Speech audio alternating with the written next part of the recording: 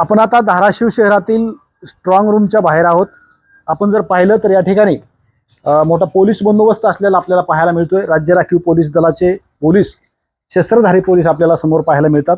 आणि या स्ट्रॉंग रूमच्या बाहेरच्या बाजूला जर पाहिलं तर आपण दर्शनी बाजूला या ठिकाणी एक स्क्रीन लावण्यात आलेला आहे, जे की ज्या स्क्रीनवरती या परिसरातील चारही बाजू, ज्या स्ट्रॉंग रूमच्या चारही बाजू आहेत त्या सुद्धा या ठिकाणी दिसतात। आणि कोणत्या ठिकाणी आहे, कुठं कशा पद्धतीचा पोलीस बंदोबस्त आहे हे सुद्धा या ठिकाणी पाहायला मिळतंय।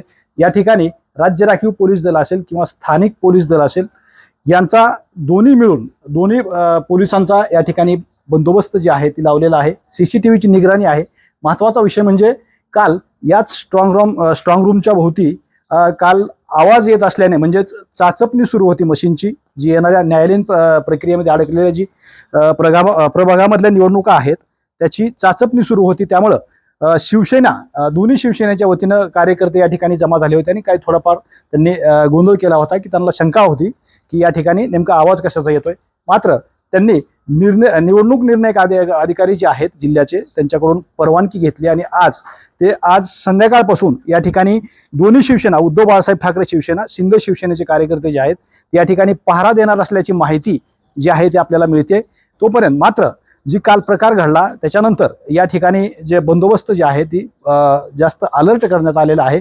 एकंदरीतच धाराशिवचं नगरपालिकेचं चित्र जर पाहिलं तर आमदार राणा जगजितसिंह पाटील भाजपचे आणि खासदार ओमराजे निंबाळकर यांची प्रतिष्ठा या निवडणुकीत पणाला लागलेली आहे। त्यामुळे या ठिकाणी तणावाचं वातावरण आपल्याला नगरपालिकेच्या निवडणुकीच्या दरम्यान आपल्याला पाहायला मिळालं होतं। आणि त्याच नुसार आत्ता जी आहे ती स्ट्रॉंग रूम भोवती सतर्क असा पहारा जी आहे ती पोलीस बंदोबस्त मोठ्या प्रमाणात आपल्याला पाहायला मिळतोय। 21 डिसेंबरला या निवडणुकीचं चित्र जे आहे ते सगळं स्पष्ट होणार असल्याचं माहिती आहे। आणि 21 डिसेंबरला निवडणुकीचं चित्र स्पष्ट झाल्यावर कोण जिंकतं आणि भाजप की विरोधी पक्ष अशी प्रतिष्ठा जी आहे त्यांची पणाला लागलेली आहे। आणि 21 तारखेला हे स्पष्ट झालेलं आपल्याला पाहायला मिळणार आहे।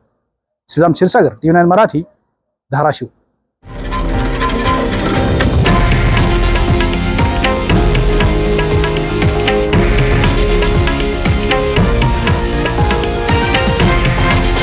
हे आहे देशातील नंबर 1 न्यूज नेटवर्क आणि आपण पाहत आहात TV9 मराठी, एकमेव।